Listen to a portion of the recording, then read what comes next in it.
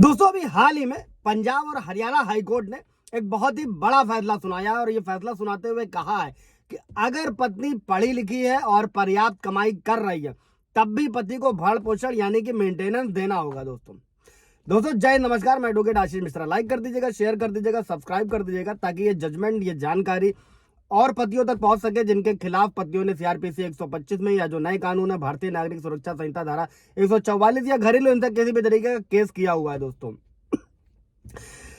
इसमें high court ने यह कहा है कि सीआरपीसी की धारा जो 125 है ये सामाजिक न्याय का एक साधन है। दोस्तों मैटर क्या था, हाई कोर्ट में, पंजाब हरियाणा हाई कोर्ट में दो है।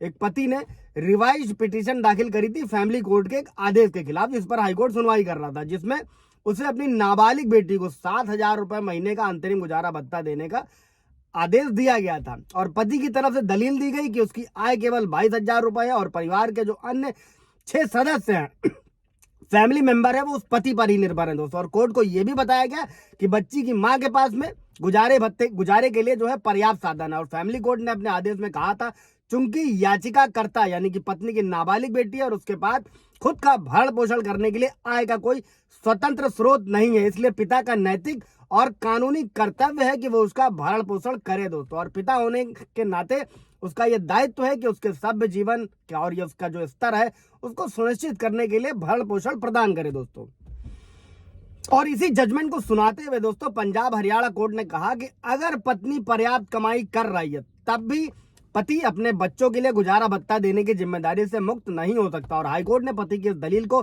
खारिज कर दिया और खारिज करते हुए ये कहा कि वो अपनी बेटी का गुजारा भत्ता देने के लिए उत्तरदायी नहीं है क्योंकि वो अपनी मां के पास में है जिसके पास उसे पालने और उसकी देखभाल करने के लिए पर्याप्त साधन मौजूद है। बच्चों की जिम्मेदारी से मुक्त नहीं हो सकता है पिता। और हाईकोर्ट ने कहा कि अगर मां कामकाजी है, दोस्तों ये तो कई सारे जजमेंट आप लोगों ने भी सुने होंगे, इसलिए इस जजमेंट को भी समझिएगा कि पत्नी अगर कामकाजी है तो इसका मतलब ये नहीं है कि पिता बच्चों की जिम्मेदारी लेने से मुक्त हो जाएगा। और हाई कोर्ट ने कहा कि सीआरपीसी की धारा 125 सामाजिक न्याय का एक साधन है जो ये सुनिश्चित करता है, जो ये सुनिश्चित करने के लिए बनाया गया है दोस्तों कि महिलाओं और बच्चों को संभावित बेसहारा और अभावग्रस्त जीवन से बचाया जाए। और अगर पति यानी कि पिता के पास पर्याप्त साधन है तो वो अपनी पत्नी और बच्चों का भरण पोषण करने के लिए बाध्य, नैतिक और पारिवारिक जिम्मेदारियों से मुंह नहीं मोड़ा जा सकता है।